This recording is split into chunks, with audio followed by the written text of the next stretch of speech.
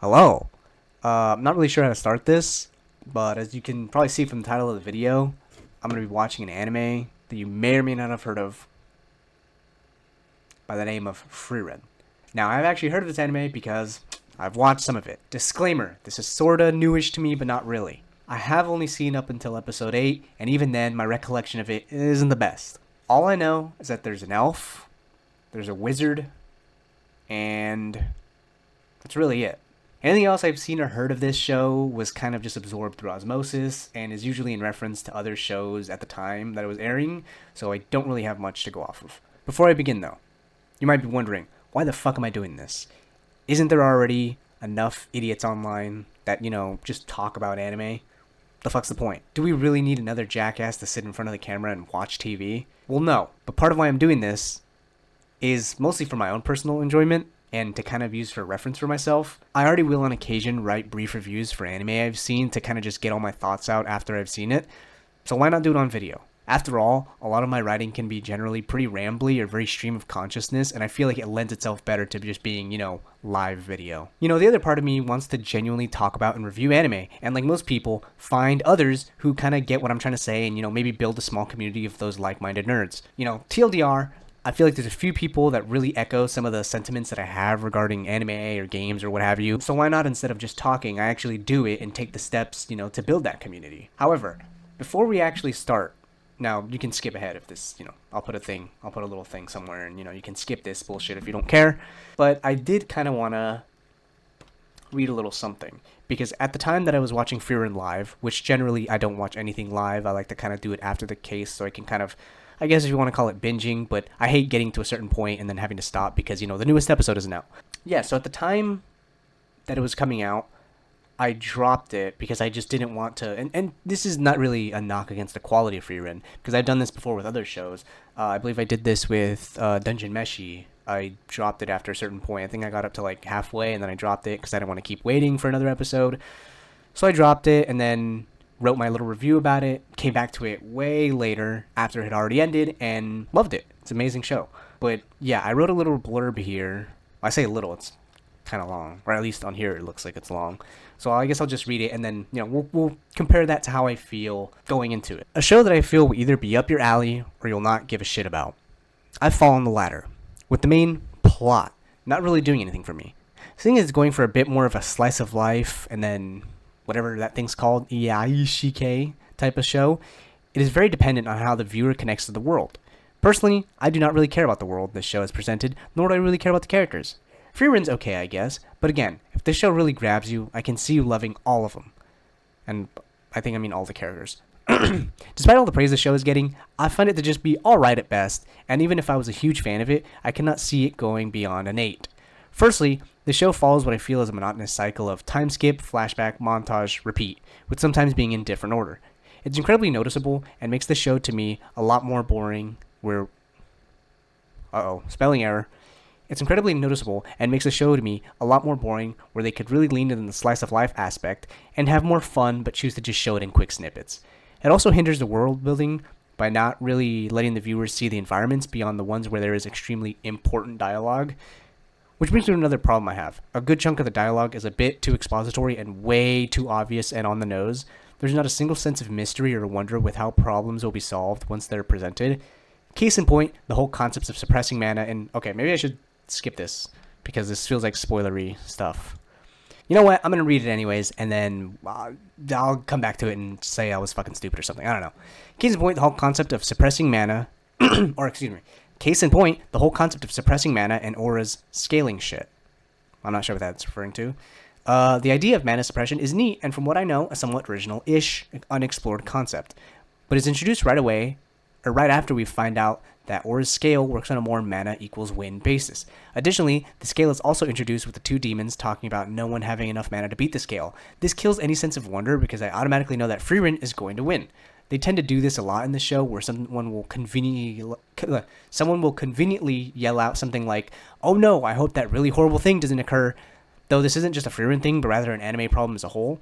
Aside from that, the humor is not even really remotely charming or funny, even for anime standards. The animation is just up until about episode 8, where the show is actually somewhat interesting because of the action sequences and Stark. I'm assuming that's another character. Unfortunately, the show has an interesting idea by posing the question of what is life like after the heroes completed the mission, but it never really does anything with it. Overall, just an alright show so far, or as of episode 12, and I don't see it really going any higher than a 6 out of 10. Okay, so so it turns out I did get to episode 12. I thought it was episode 8, but I guess I'm stupid. Which is about half of the anime, if I'm not mistaken. I don't really remember if any of this is accurate, to be honest. But just from what I can say right off the bat, especially considering the fact that I didn't even fucking finish the show, I sound more negative than usual. I sound like I was fucking pissed about something, and I don't know what. Now, there's some stuff in here that probably is true just because of my general feelings with anime as a medium.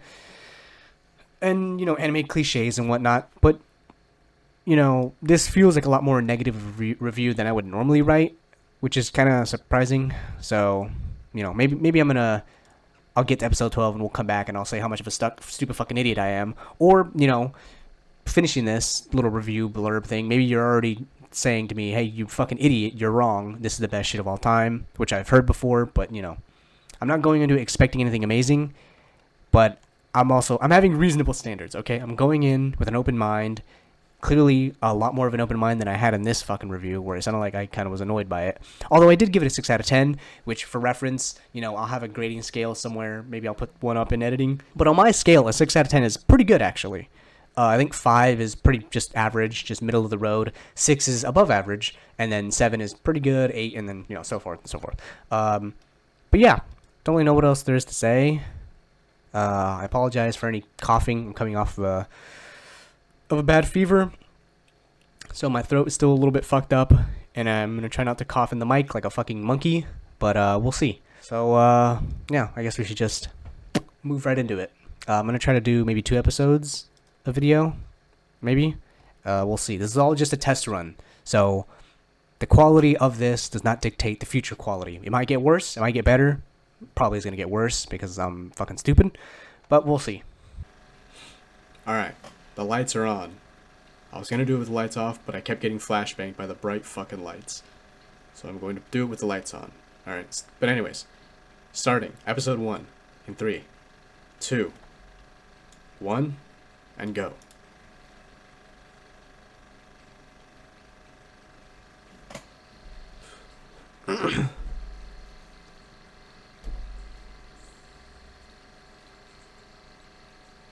Okay.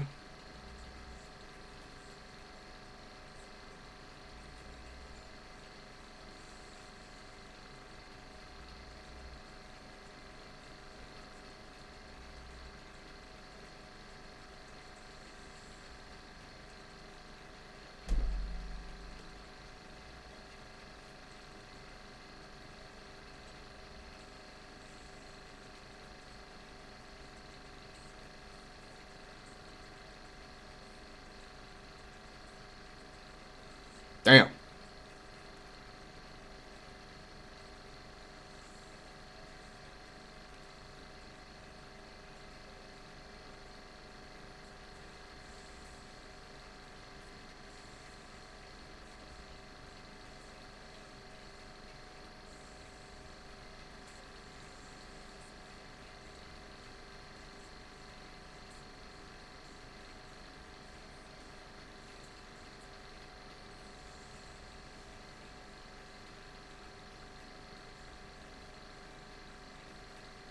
Oh, it's in English. Not bad.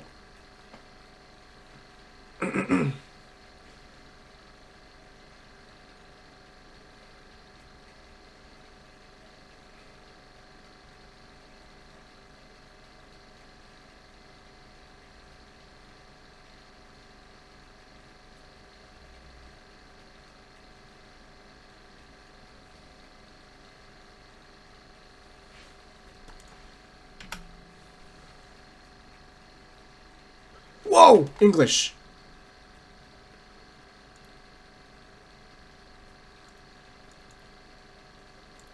Okay, there we go. Whew.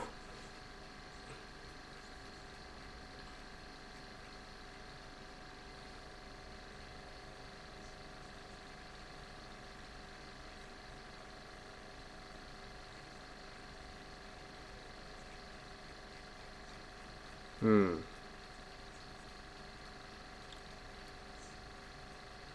I like the dwarf guy.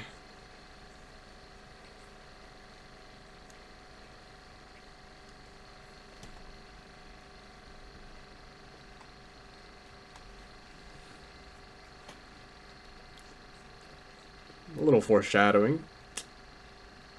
I like the way the light is kind of reflecting off their faces.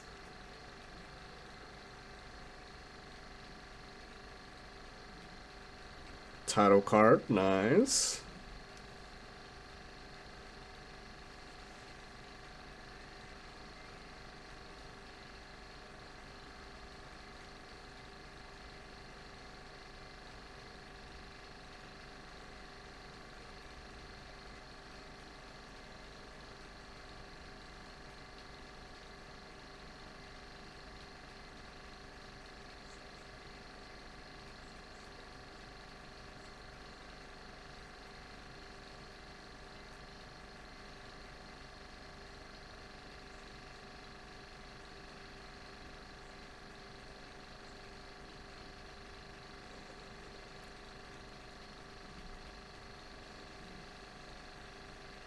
All right.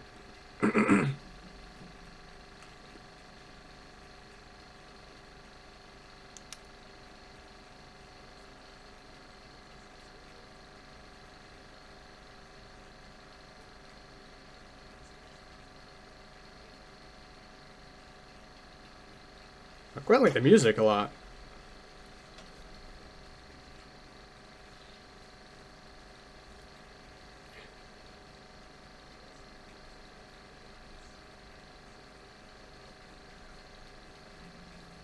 The alcoholic priest, huh?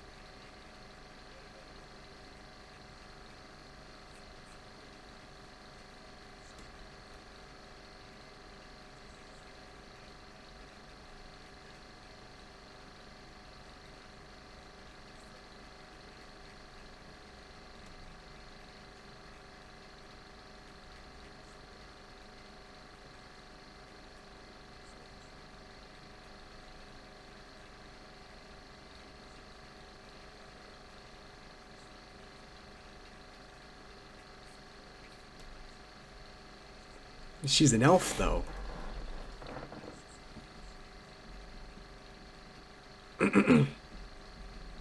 Shooting star.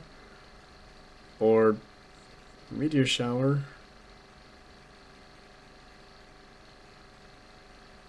Hmm. Oh, it is a meteor shower. Every 50 years.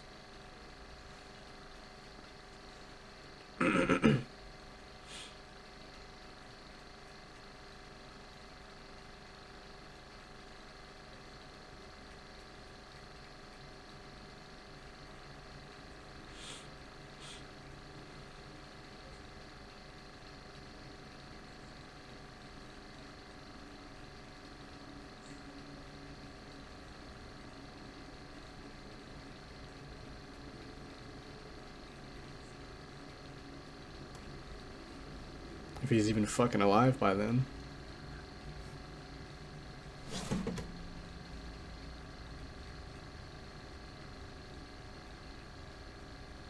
Okay, now that there's a pause.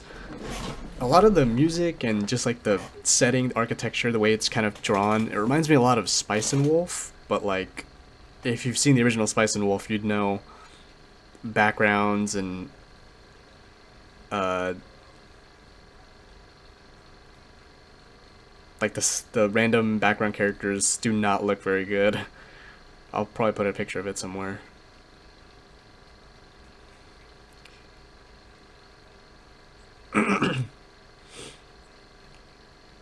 Jag.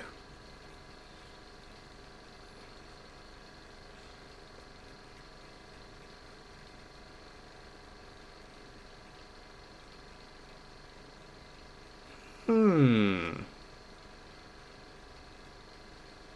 Cool little time lapse.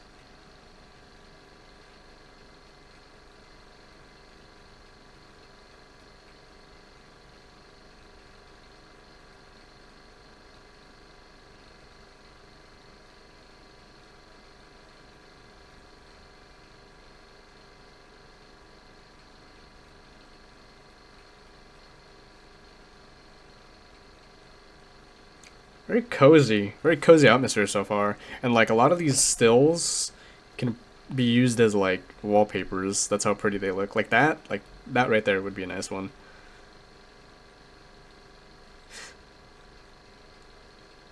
Kind of wish they lingered a little bit more on them though.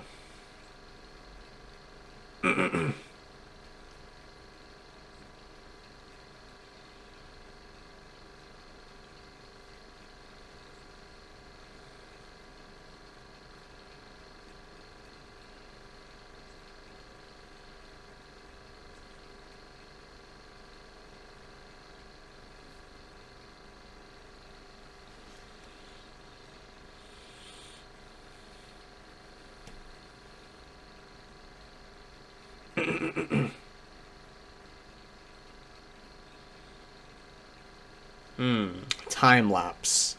It's been a cool what, 40 years for her probably.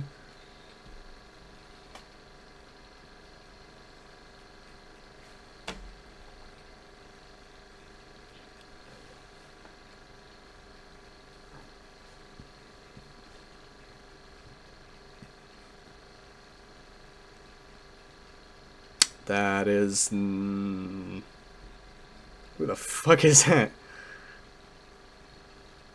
Oh wait, is that him? Alright, I guess it is.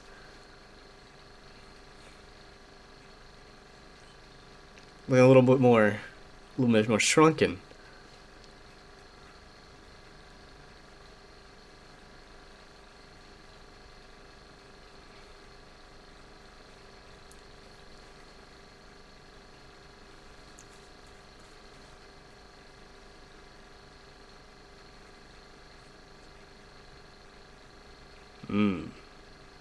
That's been aging him.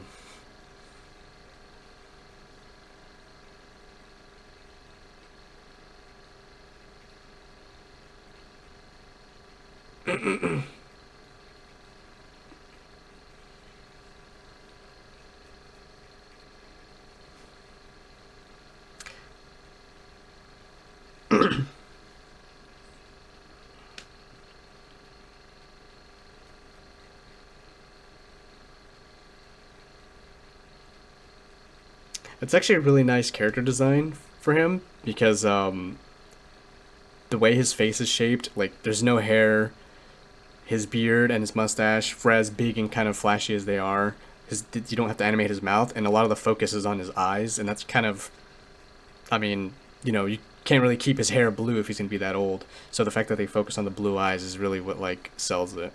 Even his, because like his voice isn't recognizable either.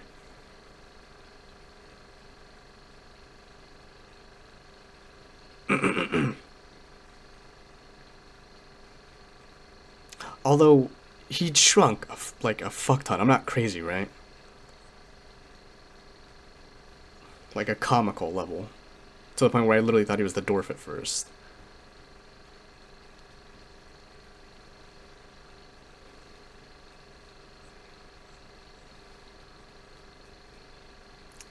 Like they more or less look the same.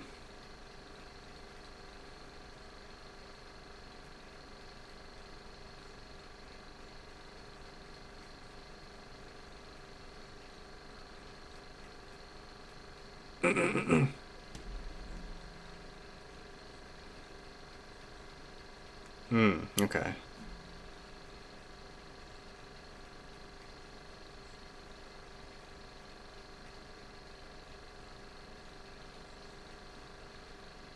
You get them a fucking shuttle, man. These old fucking geezers. The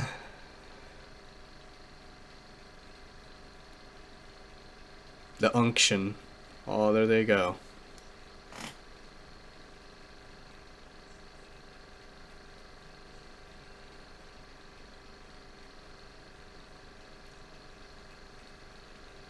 This music as well, like, it reminds me of Spice and Wolf, but also, uh,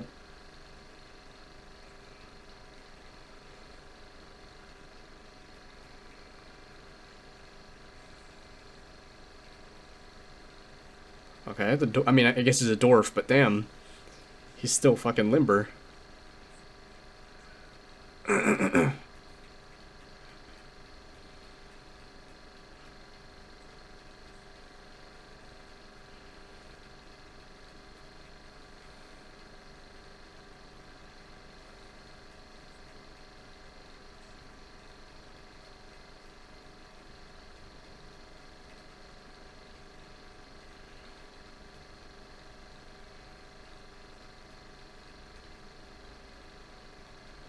God damn, bro.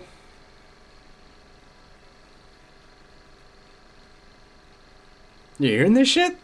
What's going on here? Score kicks ass, man.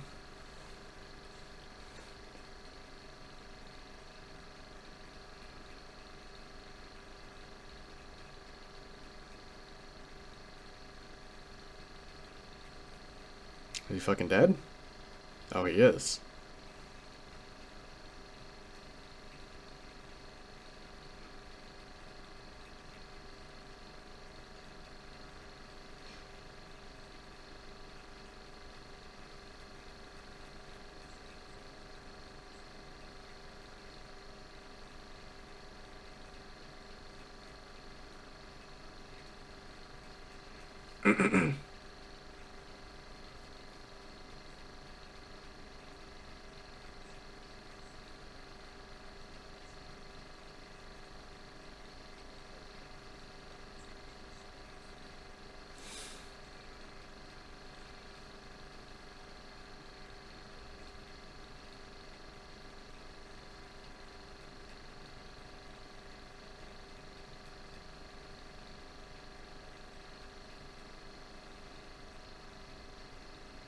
No ringing? Oh. Spoke too soon.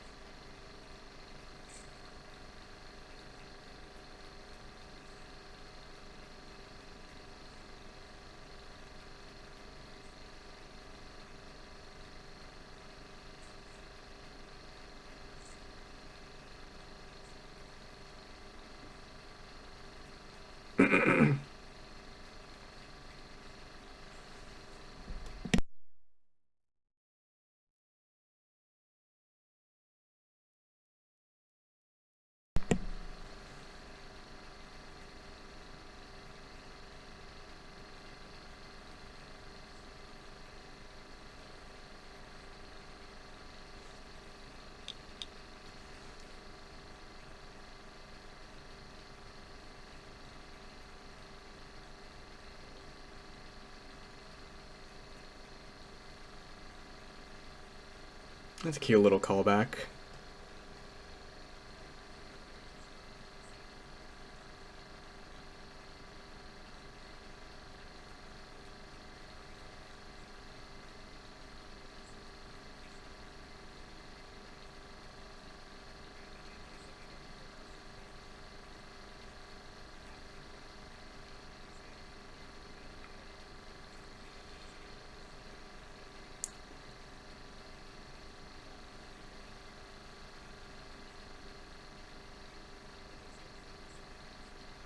I was about to say, I mean, he seems pretty satisfied.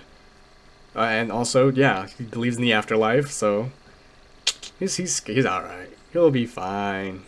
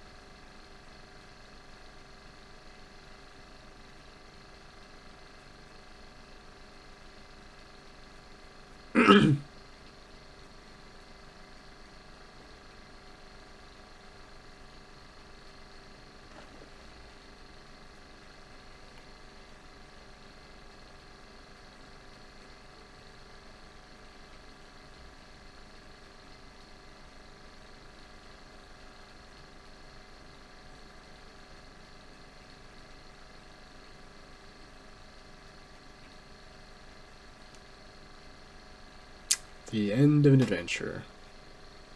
Oh, thought it was over.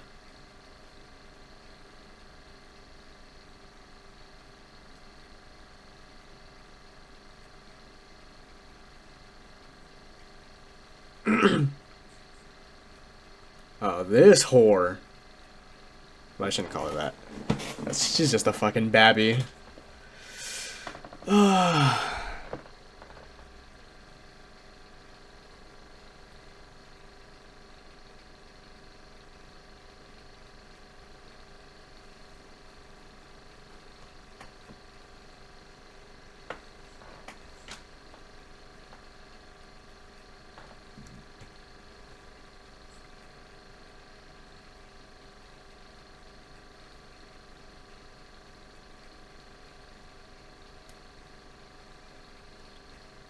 She's getting there. She's learning how to be human, ironically enough.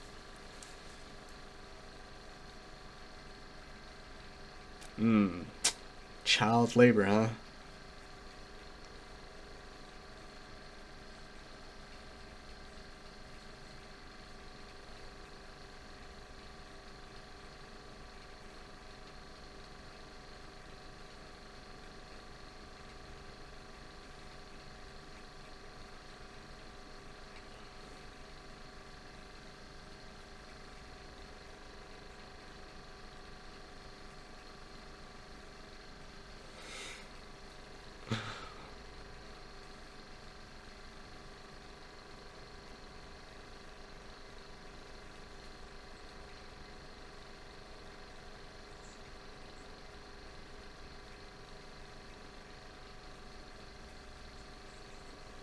Gonna pawn her off.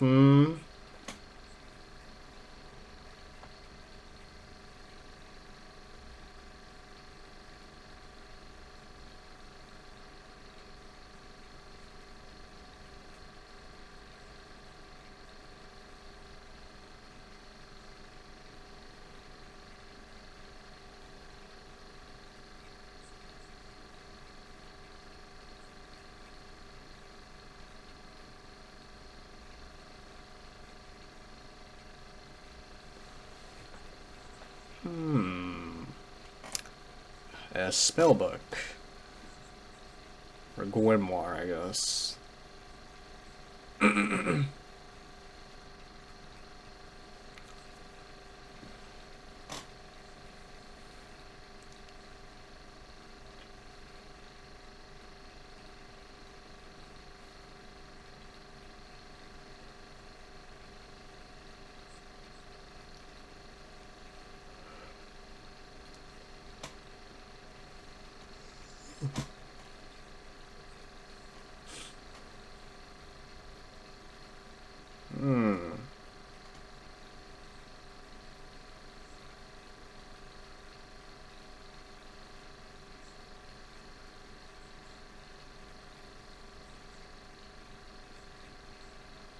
It's a lot harder to talk so big when you're a few seconds from fucking croaking, huh?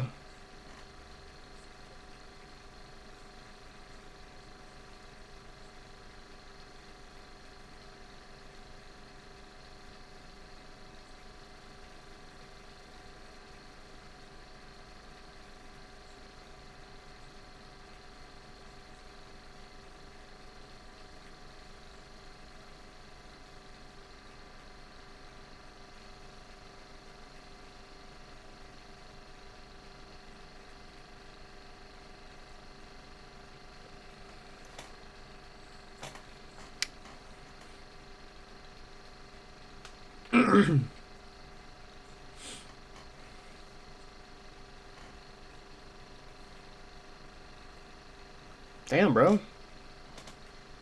It's fucked up. Or good thing.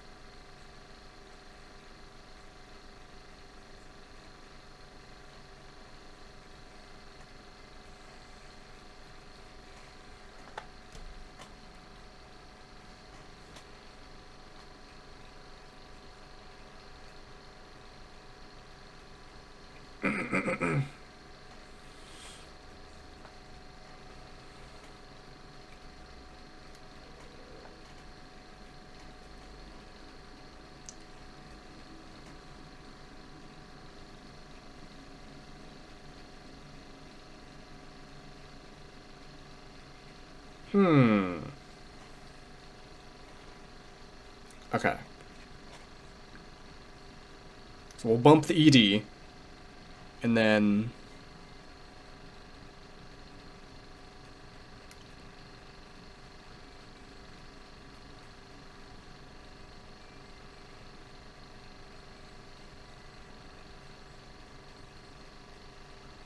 Oh wait, that says wit.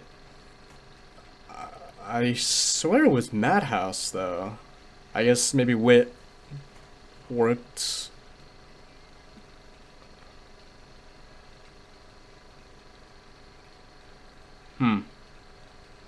Maybe they co-directed?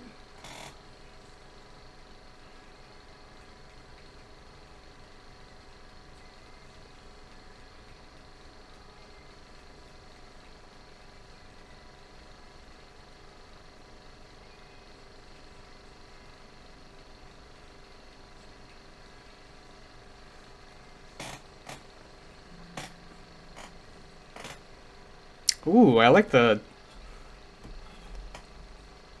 way this is animated.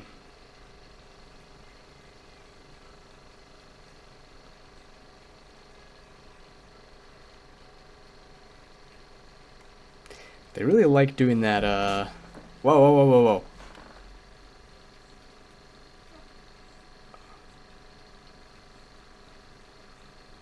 Okay, I thought the preview was gonna be a little bit more than that.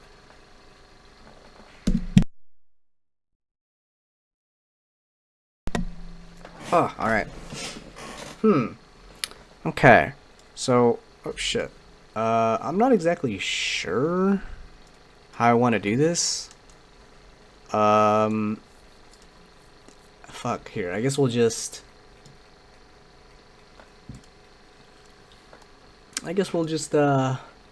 you know, go by it. Whoa. I guess we'll just go through it frame by frame. This is a really shitty, scuffed way of doing it, but, you know, there's a first time for everything. Okay, let's mute that thing. Such a fucking retard. Oh yeah.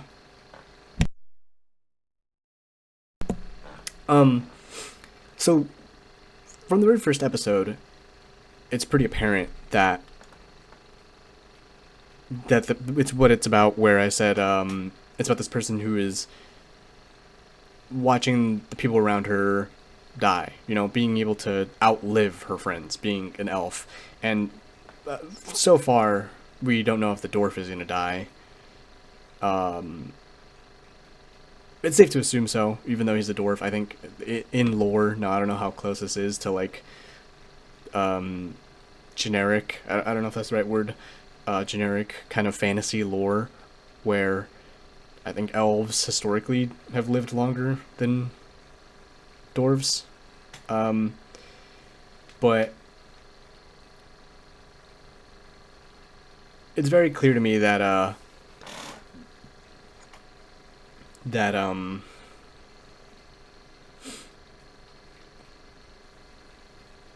do I say? It's very clear that this is about, like, life. And I know that's such a, like, fucking stupid blanket thing to say, but it's very clear that this is about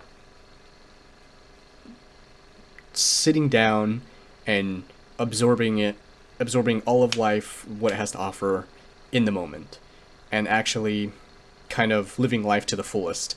And I say that not only just because of, you know, the way it's portrayed and the very obvious things where, like, who's blue guy? Shit. I want to go through it frame by frame, which is kind of why I'm not starting it. But I want to know his name. Is it Himmel? Or Himmel's the priest? No, there's two H names, I think. Hold on.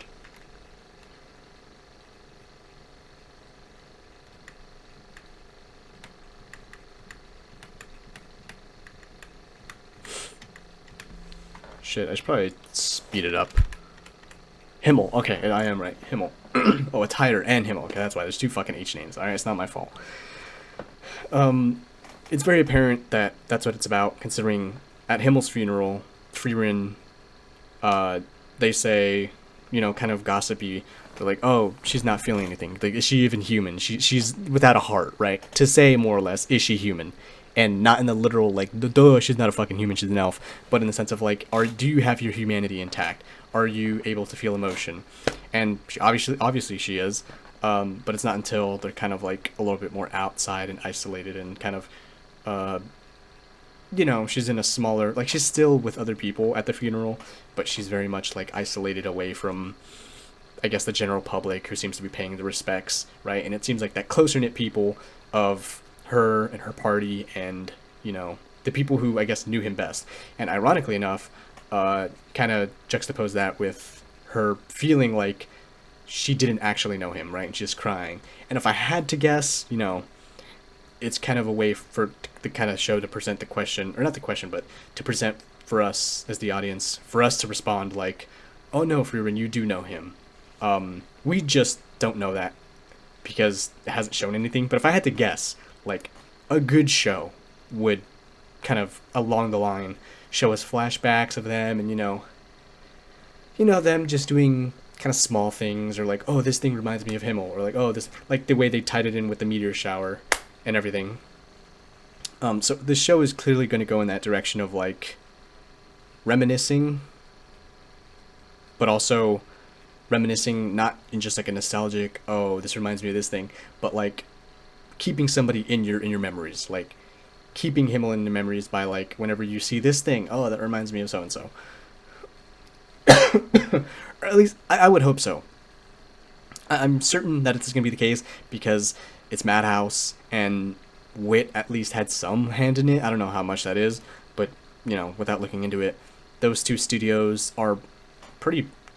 Wit I can't speak as much to, but Madhouse is relatively competent, and I actually want to look into it afterwards. I don't know if I'll do it on recording, but I want to kind of look into, like, the kind of the background and who directed, who produced, and, you know, I want to see who's writing credits and, you know, what's the caliber of people we're working with, just to see if we'll have a good scope or a good idea of who, like, what we're kind of gonna get. Although I can already tell from the first episode that it's presented in a way that is promising, and I think that's the difference going into this. Again, right? That's always why I say, you know, one viewing isn't always enough. Like, you know, sometimes you watch something the first time and you're like, I don't really like this. And then maybe you come back to it again a few years later, or like a different time in your life, and you're like, you know what, actually this isn't that bad. And that's not to say, you know, it's still too early, right? I'm being as realistic as possible. It's still too early to say this is or isn't for me. But I can already tell you, just from the way I sounded in that little blurb I read earlier, I was definitely a lot more negative there. Although I will say, some of my criticisms, I understood what I was trying to get at. I think at its core, my criticisms, for as kind of bitter as they sounded, or as kind of unwilling to understand what the show was trying to present, you know, for as kind of rude as it sounded, I understood. Somewhere in there was nuggets of truth. Like, the idea that, I think I wrote it in my review, or, yeah, I'm just gonna call it my review. I think I had written something along the lines of, like, they're kind of expecting you to kind of be aware or be familiar with this party without, you know, kind of explaining them, which is kind of stupid because I was only halfway in. I guess I was expecting more. Maybe I just forgot, or I don't know, maybe in the second half past when I stopped watching, they explained the backgrounds a little bit more, and I think that's kind of like a stupid thing to kind of remark for me, because you don't really have to have flashbacks to these characters. It would be nice, but I feel like all you really need to do is have them kind of, like I said earlier, remembered by the main character, and remembered only in the sense of, like, we don't remember him because we didn't see it, right? The show starts in, like, the aftermath, the after part, right? it starts in what would be the ending of a journey. And I wrote in my review, this premise is really cool because it's after the hero's journey, right? It's like, by this point, you know, using something like Lord of the Rings, this is like after all the stuff has happened, after they destroy the ring. And, you know, we see Bilbo and Frodo just, you know, sitting down and having a cup of tea or something, right? The most kind of mundane after kind of celebratory kind of, I get to enjoy my life now that the quest is complete. So I like that about it. And speaking of Lord of the Rings, and I'll get to it more specifically, but this reminded me of Lord of the Rings in that sense. Like, it's not really a criticism so much as it's just like an observation or a comparison, where Lord of the Rings, and yes, there's The Hobbit and all the books that kind of predate the fucking Peter. And when I say Lord of the Rings, I'm talking about the Peter Jackson one, which I think everybody knew that. That's what I was referencing. I just felt like I had to make it clear. And for the record, I've never read the books, so everything that, you know, is possibly going to be said is going in with that in mind. I haven't read the books, and I've only really watched Fellowship the most. Like, that's the one I'm familiar with the most. All the other ones are like just hazes. But Fellowship starts with Gandalf and Bilbo as kind of already established characters in the world, and they're old. Both of them are incredibly old. They both have incredible histories. They both know each other, so there's an established relationship. But we don't know that as the audience. We're just like, oh, this is just the big wizard guy, the grand wizard, if you will, and, you know, the little fucking gnome hobbit guy, right? And even despite us not knowing anything about them, their screen presence, the writing, the dialogue, it's written so well, and it makes it seem like familiar characters. Like, they seem like friends. Like, we could believe it on screen. And I wish this show, you know, it's doing that, but I wish it was like just a little bit more. I wish it gave me a little bit more, because I feel like, as I said early in the episode, they have a lot of these like really beautiful shots and really beautiful vignettes, and maybe they could have cut that down just a little bit, just to give me just little morsels of the characters, right? They could have even trimmed a little bit of kind of the meeting with Hyder, the priest. They could have trimmed that down and gave me more for Himmel, considering Himmel dies. Now, I'm hoping, you know, optimistic, that maybe later on they're going to give us more stuff about Himmel, but I wish they would have established something a little bit more, just so the death and, like, so all the stuff can kind of mean a little bit more to us. I understand it's not necessarily the point, because the point is going to be what happens after. You know, it's going to be the effects, right? What that all means to Frieren, and, I mean, I'm assuming Hyder's going to die, and Eisen is quite old, so he's also, I'm assuming, going to die at some point in the show. So, again, maybe that's a bit of a dumb ask to be like, you need to build up these characters. But I'm also not asking to build them up. I guess I'm asking for a little bit more of an establishment beyond, you know, just them being a party and telling us they're a party repeatedly and telling us, like, you know, oh man, it sure has been, we've been at it for a long time. Because I don't even necessarily hate the time skips that they do. It's all believable. It's all like, okay, like, I get it, you know.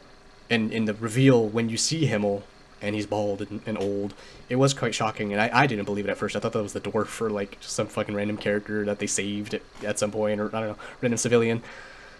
But yeah, I wish it was kind of a little bit more built up, a little bit, and this is like nitpicking almost, or like, you know, being greedy, but they could have even dedicated a whole episode or half of the episode to just, I don't know, just having them do a little bit, not even showing their travels and their adventure, because I think they're going to do that down the line, but just showing us kind of as the viewer that they were good friends, because all we have right now is that they're saying they're good friends.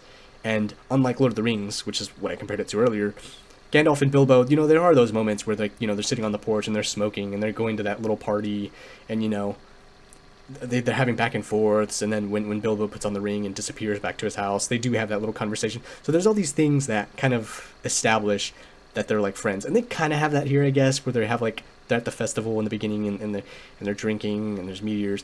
But again, it's all under the pretext that they're telling us that they're a party and they're like friends. It doesn't really show us that they're friends, right? Like, it's very minimal. Like, they're drinking and they're eating, but there's not really like that, like, oh, they're just casual in their element doing their thing as friends, right? And that's a little bit of a show don't tell, but again, like I said, that's kind of nitpicky because I understand what they're doing. I understand what they're going for. I understand what they're trying to tell me, and I understand what they're trying to convey. But yeah, you know what? I should just shut the fuck up. I should just shut my ass up and fucking just go frame by frame. So let me just stop fucking yapping and go frame by frame, or frame-ish by frame, because I don't think I could play it because I think it's gonna get copyrighted, even though that's muted.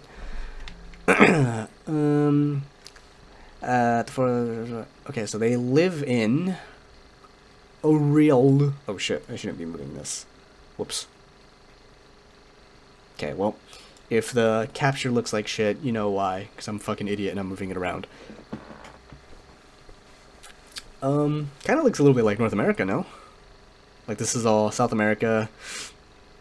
And even that looks kind of like Africa a little bit. That's tiny Africa.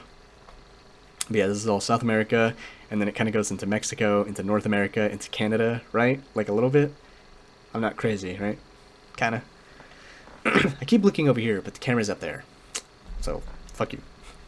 Sorry, you didn't deserve that. That was rude. It's even called Northern and Southern Lands. This is the Americas. You can't convince me otherwise.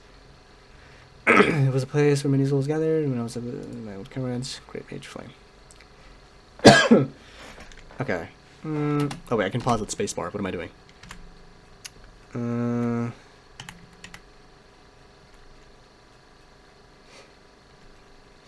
know what it also kind of reminds me of, which I think I'm gonna also do a rewatch of, because I don't. One, I want to rewatch it to see if my opinions are still, or like just how I feel about it. But two, I want to watch it because I want to continue, because I only got to part 2 or season 2, core 2, whatever the fuck, of Mushoku Tensei. And I thought season 1 was not bad, and then I thought season 2 was pretty damn good, and then that's kind of where I stopped, if I remember correctly. But I kind of want to do it. But the whole reason I bring up Mushoku Tensei is because this part right here, in particular. God, why is... I'm just a fucking idiot, man. I can't skip for shit. That right there. That in particular reminds me of Mushoku Tensei. And I know it's like... It's the most simple fucking high fantasy setting, but the long, or the big, you know, plain of grass with the castle is like... Reminds me of just that exact spot where, fuck, what's his name? Rudy is training in the grass, and he's like, you know, doing spells with Roxy or whatever. But yeah. You're a priest. Is there a way that I can... Oh, there we go. You know what, let's just speed it up. Maybe that'll help, right? That'll avoid copyright. I suppose, blah, blah, blah. Okay, blah, blah, blah. And then we get the title card. Cool, cool, cool. Nice, nice, nice. Wait, hold on. Let me unmute. Oh, shit. That was a little loud. Oh, wait. I don't even think you guys can hear. I'm stupid. Perfect. Yeah, like right there, the architecture and everything. And I know the architecture and stuff is all based off of European, well, it's based off of, you know, high fantasy, which is based off of, you know, Tolkien, very, you know, like Germanic kind of architecture and shit. But like, especially this, I mentioned it a few times, but, and especially with those View of the Horses, it reminds me of Spice and Wolf, but the horses are in much better quality than Spice and Wolf. Goddamn. Like I said, I'll put up a fucking clip or something of the horses in Spice and Wolf, and you'll see just, whew, it's rough. Good show, but man. Frieren the Mage, blah, blah, blah. Really nice, really nice. Something about this too, also, this part, I don't know why, it just reminds me of Final Fantasy. I don't really know why. This part scares me. So, okay, this is strange here. I didn't know what this was, because this chapter 6, the last battle. Is this relative to the manga? Or light novel? I actually don't know what the source material is. But this is a bit odd. Kind of threw me for a loop. See, like, this is kind of like this Lord of the Rings stuff I was talking about, but our characters aren't present, really. I say that as they fucking come into frame. But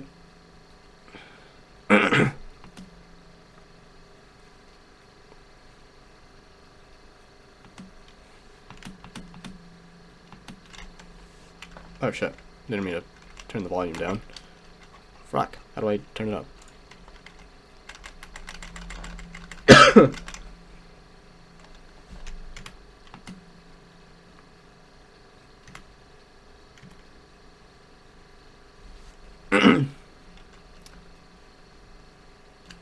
Like, I wish they would have kept it a little bit more cryptic. Because I don't know. It's fine. Maybe I'm just being nitpicky. It's just an interesting choice for an expo dump. Considering we already saw that, I guess, from the beginning and like the festival and all that stuff, and then the moment when they're in the throne room and stuff. Like, this is fine. This is a nice little expedition. Cute little moment.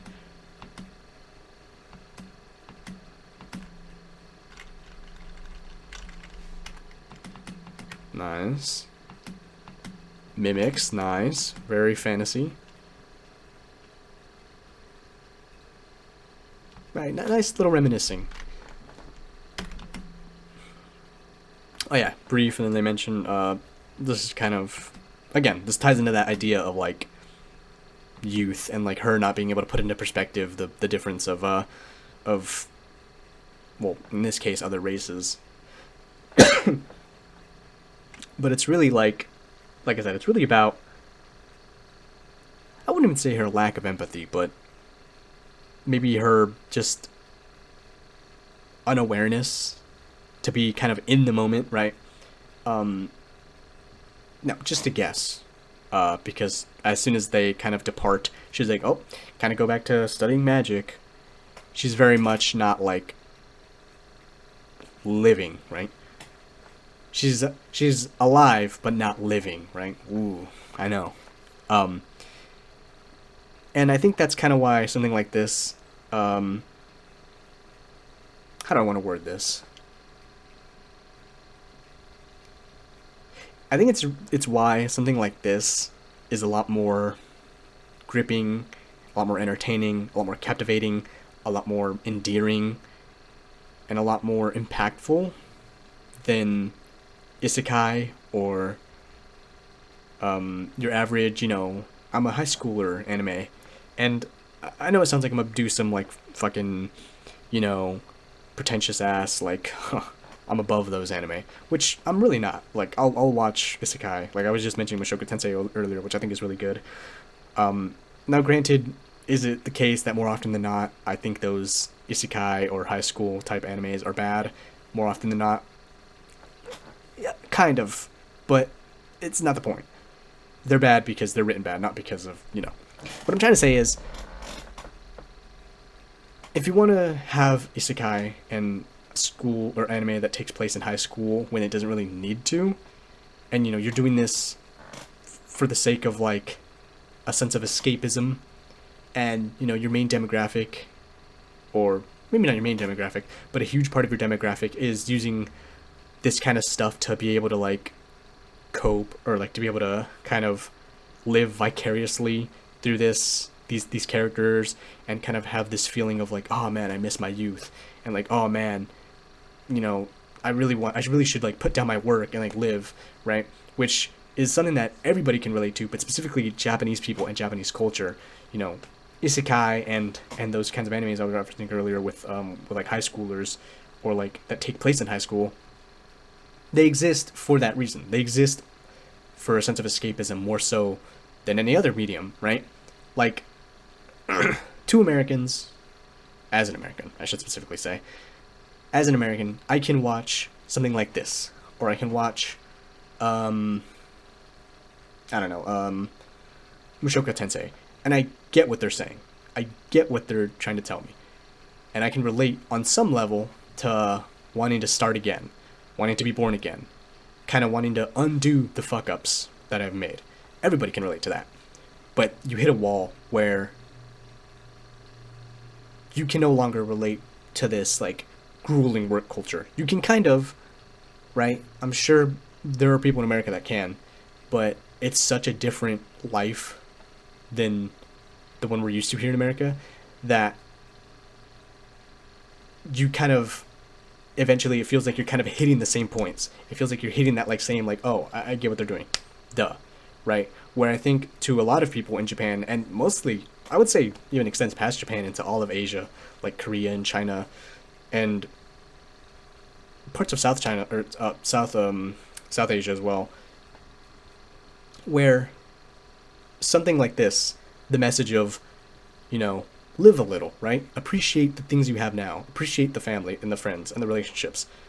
It's a lot more impactful when it doesn't feel like super,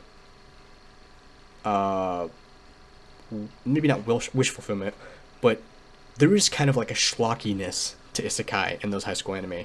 For as much as those anime may sometimes try to have a deeper message or have a bigger point than just what it is at the surface, something like this, I feel like, is much more poignant. It's much more real in a way.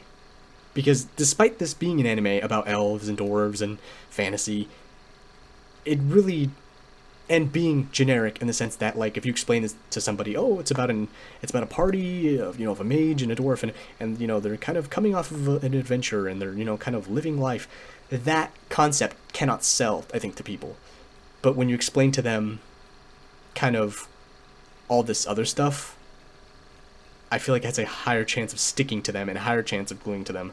And they have to, you know, kind of want to go in and see what they're trying to tell you. And I guess what I'm trying to say is something like this is not new. It's generic for all intents and purposes. But it's just so well done, so solid, and it hits all the points that I think a lot of things in this vein fuck up at. And I feel like it's exactly, like, it speaks to the core of the Asian man, is what I'm saying. And, yeah. I'm just gonna shut up. I'm just gonna keep going back. Okay. Blah, blah, blah.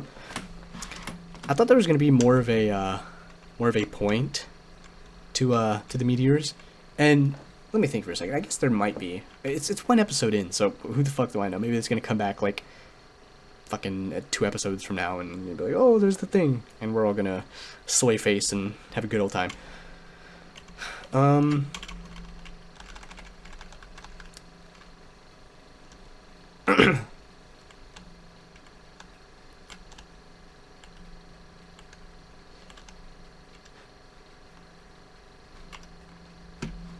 I guess, never mind. I was gonna say maybe there's something to be said about where he says it's the start of a peaceful era. The fact that we see it twice in the episode.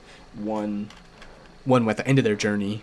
And if I wanted to be, if I wanted to sound very, how do you say, lofty or very wistful or full of whimsy and wonder, it'd be like the end of their journey, but the start of their lives. Which I guess is, at its core, that is Frieren, right? It's the end of their journey and the start of their life, or her life, whatever. But yeah, there might be something in there. Maybe I'll think of it later.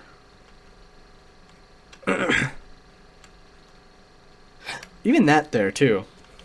I feel like this is like very, you can catch it. It's a very small little line, and assuming that these translations are accurate, which, I mean, sometimes it's kind of hard to tell, but I have faith that they are. She says, fuck. Well, you saw what she said. It's hard to see from the city, huh? Which, in itself, isn't negative, but it's like, you're not enjoying the moment. You're taking yourself out to make a remark, to kind of like break the silence, break the tension, that this person is feeling. And I'm making a lot of assumptions here, but just going off of the archetype that Frieren is being built up to be, I can assume that this is a character who maybe isn't insecure. That's not right, but she's not comfortable with just existing. She's not comfortable with just being in that moment. And so when she says something as this, to where it kind of pulls you out, you have him immediately say, "Come on, we're having a moment here. Like just shut up, just enjoy it." And shut up, you know, not in a rude way, but you know what I mean. She's like, just relax, chill, man.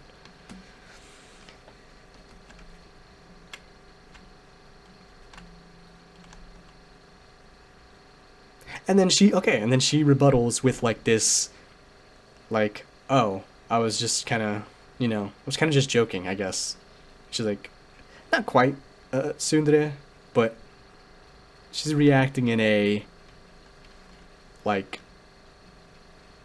okay, if you really care about this, I'll put in the effort to I'll make it be about my actions more than my words, because I'm not good with words, type of thing,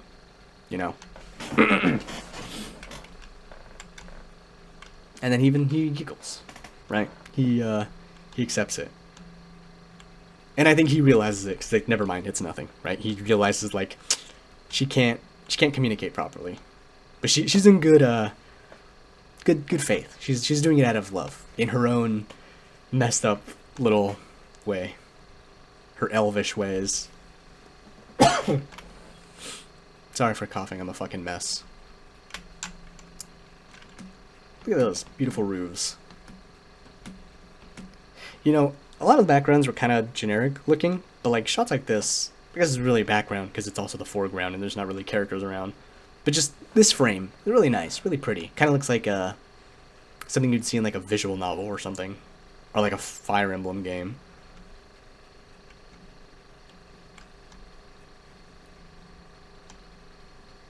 Yeah, I'm going to continue collecting magic. Plan on it for 100 years or so. So I'll stop by every now and then. And, like, I don't want to bring it up, but, obviously, that's kind of like a part of her character, right? Where it's like an elf who doesn't understand she's going to outlive everybody, and being like, "Oh, I'll stop by every now and then." Because if we take 100 years, right? Or 100, she said hundreds or 100, whatever. Assuming she meant 100 years. Every now and then is like, what, every 20 years, bro? Like, they're going to be dead by that point. But yeah, that's... I didn't really feel like I should have said that, but just in case. Just in case somebody wasn't clued in. Although I assume if you're fucking watching this, you already know everything and you already are like, yeah, you fucking idiot. We'll never understand elves all the time, will we? Yeah. Never ask a woman her age, let alone an elf. Why they even say a mere 50 or what?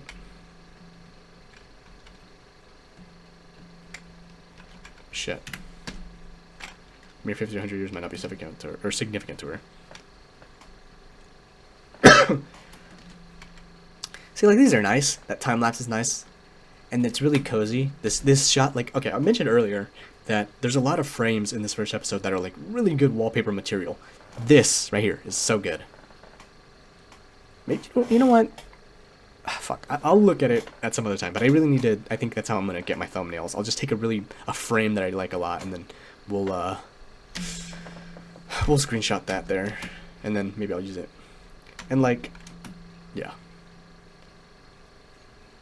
I wonder what she's doing here. Like, clearing corpse, or, graveyards? Or, those look like graves. So yeah, doing something with graves there. Exploring, really pretty. Something to do with this. And this, again, this is another really nice shot right here. More mimics. Again, another beautiful. This right here, this shot reminds me of what is it? Melancholia. Like, I'll look it over and I'll fucking put it side by side. But that is almost identical to Melancholia. Specifically, I'm talking about the cover. Even the way her hair is kind of like flowing in the water, it looks like the veil. It's nice. I wonder if that's a... I don't know. never mind. I was gonna say, I wonder if that's a nod, but what the fuck are the odds that they're watching Lars von Trier movies? But like, even I think I mentioned it in the video, and if during the episode, and if not, I'll mention it again here. I don't know how necessary this all was. Like, you definitely could have used only the best shots and, like, just put in a little bit more character interaction. Although I guess they kind of want to convey the sense of time, so that way when we come back to Himmel and whatnot, it's like, oh, it really has been such and such years. But, you know.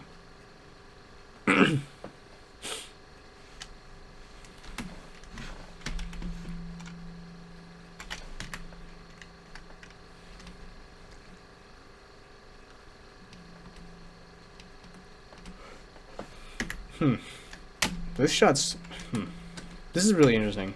Maybe, and if I do this, just understand, I'm doing this for you guys, okay? If I overanalyze something, that's for you. Because on one hand, either you're gonna say, hey, shut the fuck up, nerd. That's not what that meant. You're over-reading or reaching. Which is possible. I could be. Or two, I'm not overreaching, and I'm just providing an example of something that it reminds me of. Even if that's not the director's intent, it's just the fact that it exists, and, you know, it was a deliberate way to show something, and it sparked the mind to do something. That is deliberate. A director may not, you know, say, this frame of a chair is meant to symbolize your inability to sit down or something, right? A director might say that and might have the intent to do that, but a director also, willingly or unwillingly, when they create something, they're creating something for the consumer to react to. And that's not always black and white, right? If I show you, like, a painting, and I say, look at this painting, but I don't explain anything about it, right? Besides that this is a painting, everyone's going to get a different feeling from it, right? It might remind someone of childhood, it may remind someone else of a family member, it might remind someone else of, I don't know, something that is, you know, related to that. Like if it's a fucking, if it's a lake, it reminds them of when they went fishing, when they went swimming, whatever. So it's a Rorschach test is what I'm saying. And when I see this frame right here, what it immediately reminded me of, now granted, I'm also using the stuff that she said around or surrounding the scene beyond just the scene itself, but she's talking about Himmel, and it comes directly after this scene where the guy says, oh, I haven't seen one of those things in 20 and 30 years. Which, again, to her, is peanuts. That's like 2 minutes. Not 2 minutes, but like 2 months or something. And couple that with this part where she says, it's almost time for the Era meteor shower. And then she looks at herself. Her reflection is in the glass.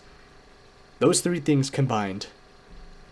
Now, I'm gonna stake a stronger claim and say this is the director's intention here.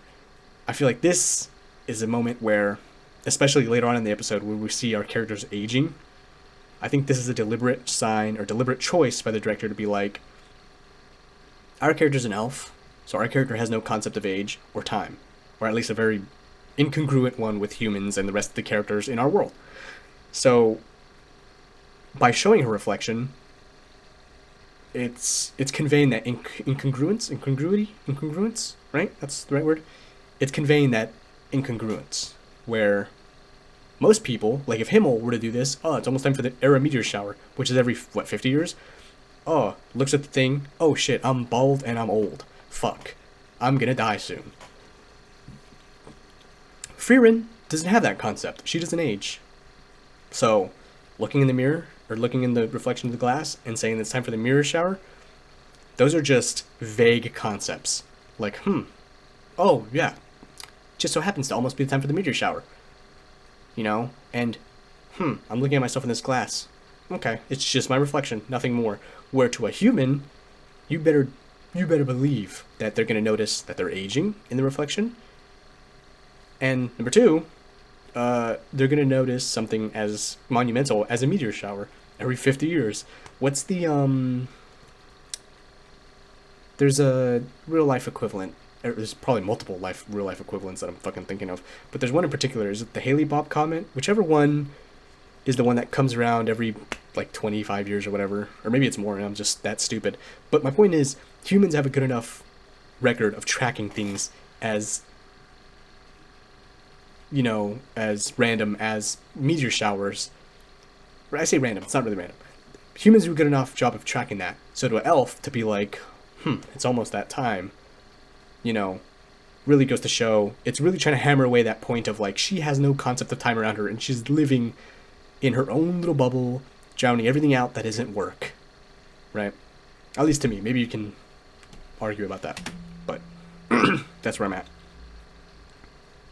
Oh, skip. Right, and she sees children, again, youth, right? Inability to correlate, or to connect, really.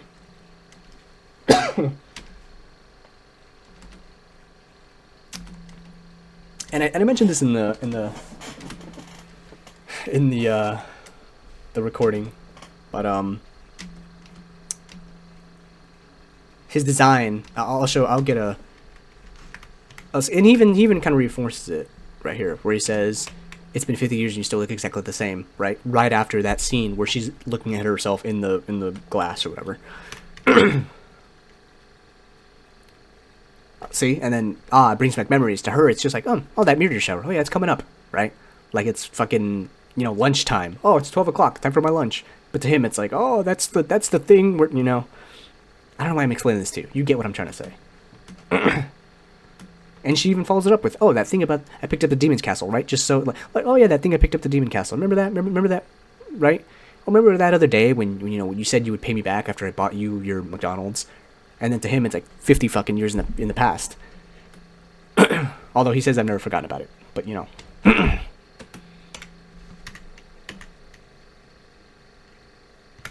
did I say? You may have left us with me, but not much. Oh yeah, and to be fair, again, this is kind of hammering that point home where it's like, to you it was just like a knick-knack that you're like, oh yeah, hey, do you have that thing on you? Hey, remember I lent you my lawnmower? Can you get that back? But to him, it's like, oh, the lawnmower. That precious lawnmower, yes. Right? That inability to kind of, I guess, connect with what a friend is trying to, like, the sentimentality, that's the word I'm looking for. Where it's like, to him, it means much more. Now, granted, it means much more because it's, the concept of time and her not being able to relate to that. But, but what I was going to mention is because this is the perfect frame to kind of talk about it. His design is like, I'm going to say perfect. Not because it's like, 10 out of 10 design, because it's just a bald guy with a fucking mustache. But it's perfect in the sense that what it is trying to convey is, like, instant. And I said this in the video, or in the recording. Like, it's really this. What do they say? The eyes are the window of the soul. Corny statement, but it's true, right? And the only thing that we can kind of associate, or to me, the only thing I can associate him with is he's blue. He's got blue hair, he has blue eyes, and I think he was wearing a blue tunic, right? So blue is what we go with. And now, granted, here he's also wearing this blue kind of robe cape thing, but aside from the blue robe, which anybody can wear a blue robe, what we really are looking for is the eyes. And the fact that they specifically highlight the eyes, right? Head, bald, so he doesn't have that blue hair anymore. Mustache and beard, completely changes a person, how they look. So all we really have to go with is these blue eyes, and I feel like it's perfectly done to where this frame right here, where it's like, it's a close-up, and we see just enough to be like, oh, I recognize that. Even if you hadn't told me, I recognize who that is. I can see it in the eyes.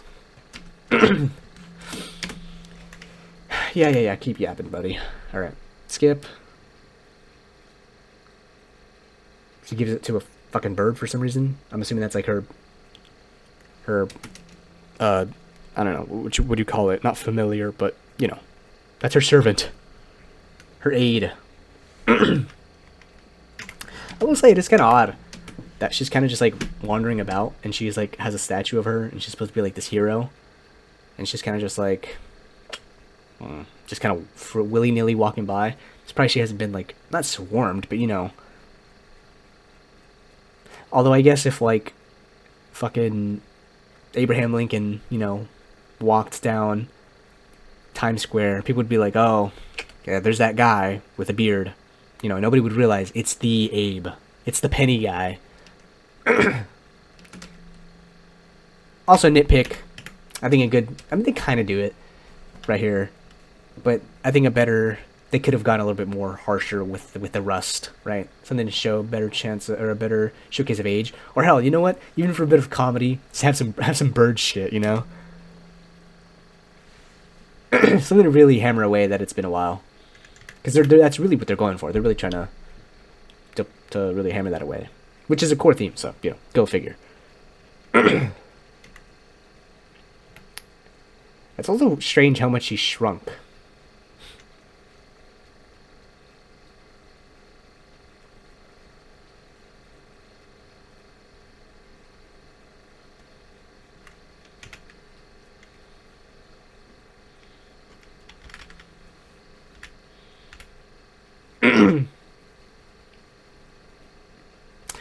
Nitpick alert. Never mind. I was gonna say nitpick. This looks kind of goofy because it's just kind of like sliding. Like they look like paper cutouts, but who cares? That's just me being an asshole.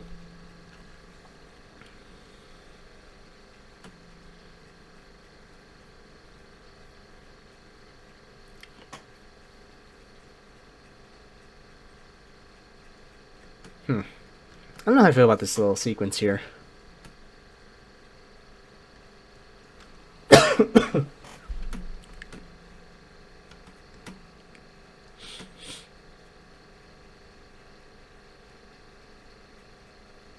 This is a really beautiful shot, and the music right here is very reminiscent of, like, again, very Lord of the Rings, but also some of the way the strings are played also reminds me a lot of Spice and Wolf, obviously with a bigger budget though.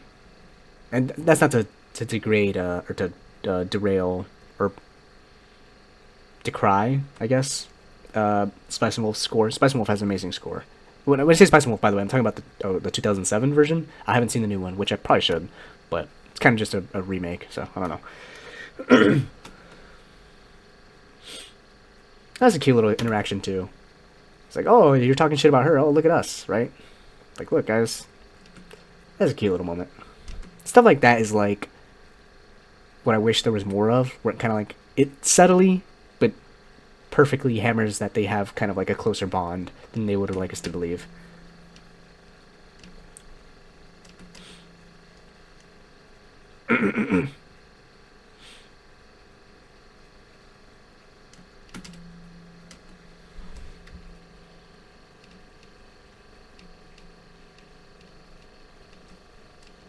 They kind of showed in flashbacks. I guess, whatever.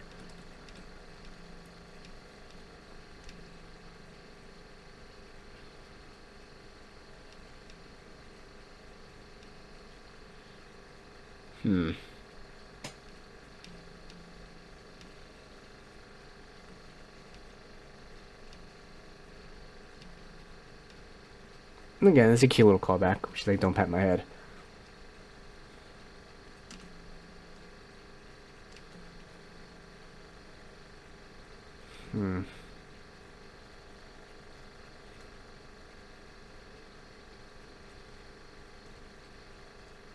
See, I don't know. I want to know what you guys' opinion is, because I feel like Heimern, right? This the priest. I feel like her relationship, or his relationship with Frieren, is what Himmel should be, if that makes sense. Like, don't get me wrong, the little bit we got with Himmel was, like, cute, right?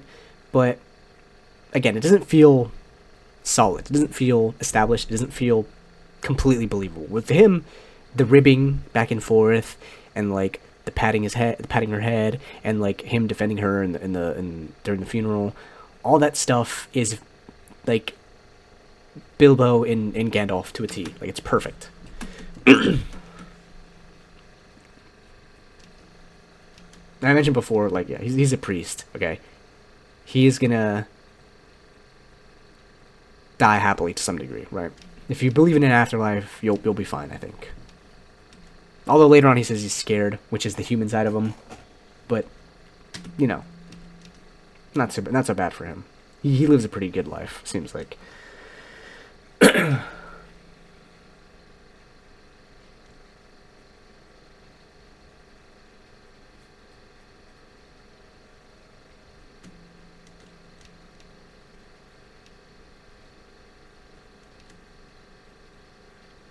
See, in this sentence right here, that is like, if you can pick out a few sentences from each episode that are like, that is the main idea of this show, or that's the pitch. This is the pitch right here. Life goes on longer than you think after you start slowing down, right? So, I mean, there's not really much to say. That's just like encapsulates it perfectly.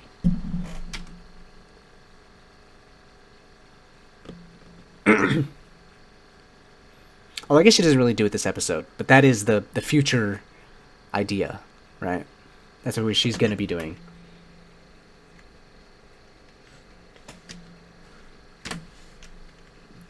And then we get this creature. See, and this is a cute little moment too, right here, where it's been 20 years. That little text says it's been 20 years since after Himmel died. So if we were to assume he was fucking like, I don't know, 50 when Himmel died, or 60, he's like 80, 90, right? And again, to her, time moves super slow, right? So when she says, "I've stopped drinking," or when she says, "Oh, would you like a drink?" To her, that's her trying her best, right? Especially right after Eisner, whatever the fuck. After he kind of spoke to her and being like, "Hey, listen, man," he more or less says, "Take it easy, right? Enjoy life. If you don't stop," what does Ferris Bueller say? "If you don't stop and take a look once in a while, you're gonna miss it," right? This is her version of the patting my head thing. This is her remembering something as small and insignificant, right, and bringing it up for him to kind of show like, hey, listen, I'm trying to remember it, right? I fucked up with Himmel, but I'm trying with you. So that's a cute little moment. Yeah, during the episode I was going to make a joke, but I feel like so far, I haven't made any crass jokes. So far, I haven't, said anything fucked up. I've been trying to analyze this in such a thoughtful, kind of delicate way, but I don't know. All I'm gonna say is, priest and a kid in the woods alone. And I'll also say, on the bright side, she's a girl, not a boy. So, Oh wait, what did you say here? Maybe there's something.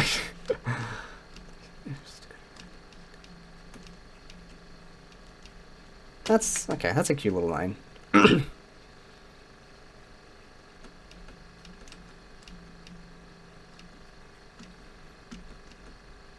Again, so she's making efforts. She's making concerted efforts.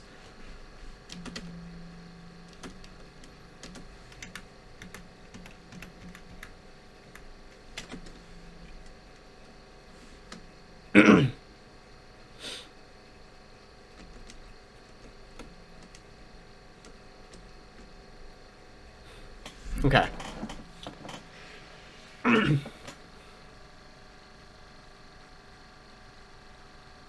Theory.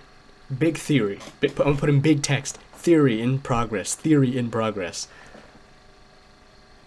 So when they hint at immortality, or the possibility of a spell of immortality. Now, if I'm a screenwriter, or if I'm a writer, I'm thinking you could do something with immortality, and you could... Actually, yeah, okay. I'll just do it like this. If I'm a writer, I can say there's something you can do with immortality, and there's something you can do for a character who's already more or less immortal. And the concept of introducing immortality is... And he says it... They kind of explain it pretty flatly, or pretty plainly, where she's like, oh... I see. You said you weren't so scared to die. You're trying to you're trying to give yourself the spell of immortality, to enjoy life, right? And you can either introduce it as this idea with like high hopes and be like, oh, that's a goal, right? I'm gonna strive to be immortal so I can, never have my friends die around me, right? To cling on to that kind of, to cling on to the good stuff in life, right? To never let go, which, while pure-hearted, is too pure. It's too infantile. It's too greedy to want to like not have life progress naturally. And in doing so, you're kind of like not learning from it. Because if I had to guess, again, as a writer, not me as a writer, but if I was a writer, the concept of mortality isn't going to be the goal. Or if it is, it's going to be a fake goal.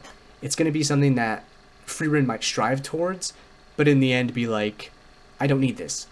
Because you don't want the message to be something like cling on to the past, cling on to the life. You want it to be an in-the-moment thing, and you want it to be a remember your friends in the past, but also recognize that their death and the passage of time and life moving on is the natural cycle. And it is kind of this idea that, it's okay.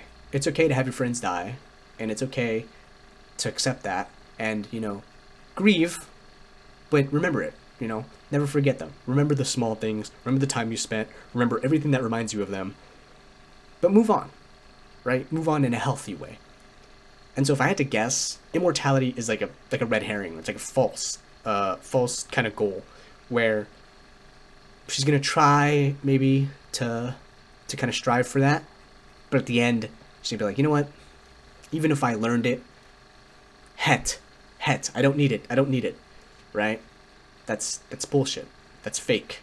And even, if it doesn't do that, which I have strong hopes that is going to happen, but if it doesn't, I feel like that's going to be kind of a fuck up, right? Because it kind of goes against the message of like, or the message that they're trying to put forward of like, enjoying life. To constantly live in this state of like immature, like, oh, I want to cling on to the life as it is right now and never have it change. That feels like robbing a character like Frieren of her ability to grow, I guess. But I highly doubt they're going to do that. I'd be surprised, rather.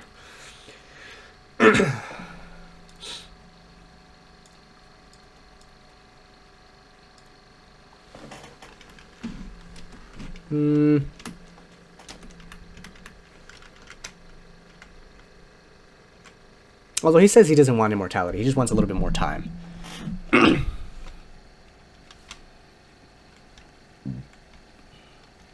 Excuse me.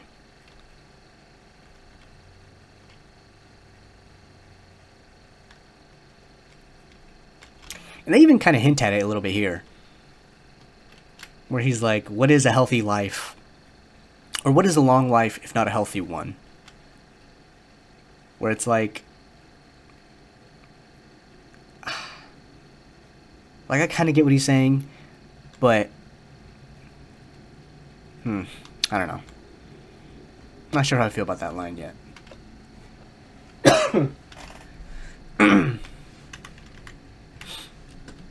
And then I guess this is kind of where it ends more or less, but I'll end on this because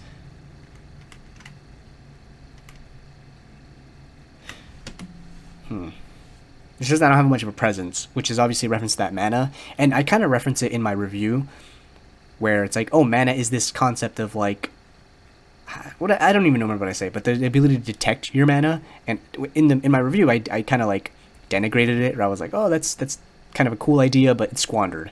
Which, again, I'm hoping that's not the case. As it is, I think, just judging by that the initial review I made, I kind of could guess that I wasn't gonna like it. But on the rewatch so far, maybe I'll have a different opinion. I'm more than likely going to have a different opinion, I can tell you right now. All this to say, when she brings up, I don't have any... What's she saying? I don't have much of a presence. Okay, so there's a few things. So he mentions that she's a war orphan. And so when she says, I don't have much of a presence, that tells me... Where my mind goes is, literally, she doesn't have a presence in the context of the fantasy story, where it's like, oh, I'm an ability to suppress my mana, whatever that may mean, towards the power in this world. But it also, to me, says, like, I don't have much of a presence, as in, how would I say?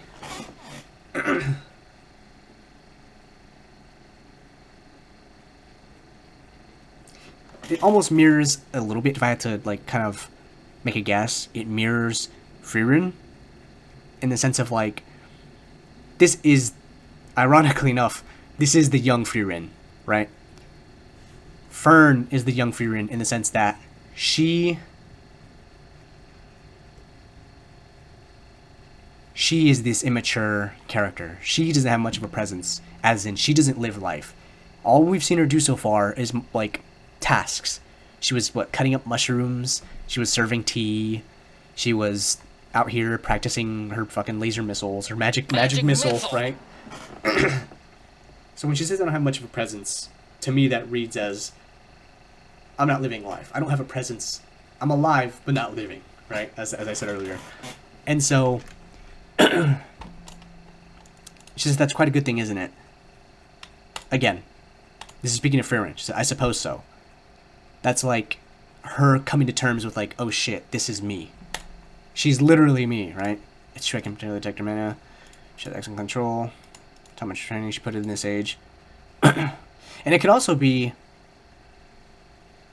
like I said, because she's an orphan, it can also be this idea that, like, she's not opening up. She's not living life because of her past. Which we can probably assume that that's also the case for Frieren. We don't know much about her backstory. But it's probably safe to say that, like, Frieren is closed off for a reason, right? As most characters are. You know, people aren't generally, like, you can be introverted, but being closed off is a bit like, it's not like it's an affliction, but you're like that for a reason. And with her being an orphan, I think it's safe to say that there's maybe going to be a parallel there. And I say all this because I wanted to really cap it off with, oh,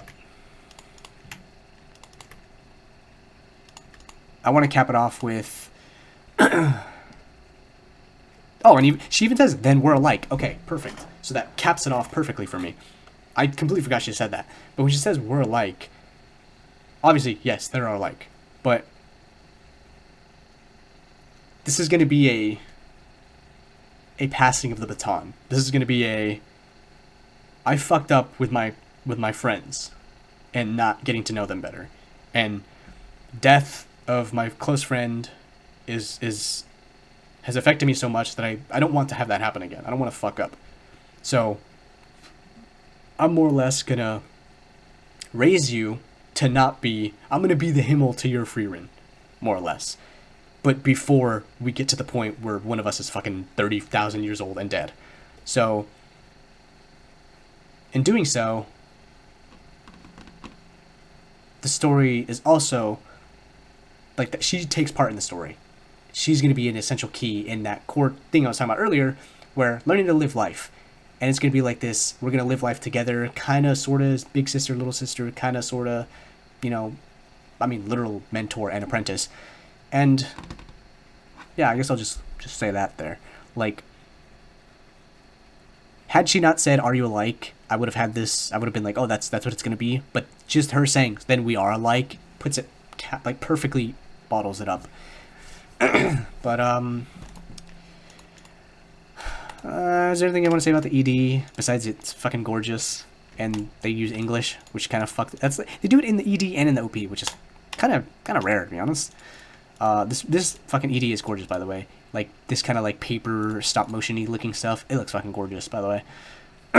And then, I was gonna go over the lyrics, but, I don't know, I'm already a fucking hour and a half into a recording session here, and it's one episode. I was gonna plan to do 2 episodes, but okay, for the sake of brevity, I'm gonna try to make episode 2 just be the 30 minutes of the video, or the episode itself, and then maybe another 30 minutes. I don't want to have every fucking video be an hour, 1,000 minutes long, right? And especially with the preamble and little review I did, it's going to be even longer. So I don't know if I'm going to even edit this. I think I'm just going to upload it raw, and then edit in the little stuff in the beginning, maybe. And then all the times that when I did this shit with the fucking captions, maybe I'll do that. I don't know. I'm a lazy piece of shit, so maybe I won't. But yeah, the lyrics, I guess all there's to say is that they always play into, or both the OP and the ED. Both the EP and the ED kind of hint at that idea. And there's, oh shit, whoops, sorry, I didn't mean to hit the mic. There's this moment right here with this cute little paper-looking Frieren. I wonder, is this Himmel? That is, right? Let's see that again. Can I get a play-by-play on that? This is Dorf. That's Priest. That's Himmel. That's a cute little moment. So they're walking past each other, right? Symbolism, guys. Okay, never mind. I thought this English lyric was a lot more impactful, which it's cute. It's like I get it. It's a pretty little lyric, but I thought it was gonna be something a lot more like whoa. I guess all there is to say now is that both the EP and the both the OP and the ED actually tie into the grander story and the grander narrative and the grander theme of the fucking anime, which I actually kind of like, because I feel like that's not often the case. And it doesn't necessarily need to be the case, but it's always nice when an anime has a song that feels like connected. It feels poignant. It feels like it's there for a reason, right? Not to be too pessimistic, jaded asshole, but sometimes it feels like anime kind of just has a song that the thinker is going to be like, oh, this is going to be a hit. This is going to do numbers on TikTok. This is going to do numbers, right? Which is fine in their own ways, right? A lot of those songs that are kind of like viral, they're fucking great. But it always is like, it shows to me like a passion and a willingness to kind of go above and beyond to the point where you want to include your music to even have a point to the story. And the music in this first episode was already fucking amazing as well. So when you have the OP and ED, which I might not be a fan of because I think it's too clean sounding for me personally, and it has that like sheen of like new anime music, specifically new anime OP/ED, where it's like, this is too clean sounding. It's not anything I would ever listen to. It's pretty, it's well produced, but a little too well produced and a little too well done to where it's like I can never catch myself listening to this casually. But I can 100% appreciate the visuals, the lyrical content relative to the story, and I guess that's it. But yeah, episode 1. It's fucking 8 in the morning. I stayed up for almost 2 hours recording this shit, and I'm gonna regret that tomorrow. Whenever you're seeing this, today's the 11th, so who knows when that'll be uploaded. But I don't really know how to sign off, considering this is the first video, or first like reaction video, because all my other videos were just fucking slop. So I don't know, this episode kicked ass, man.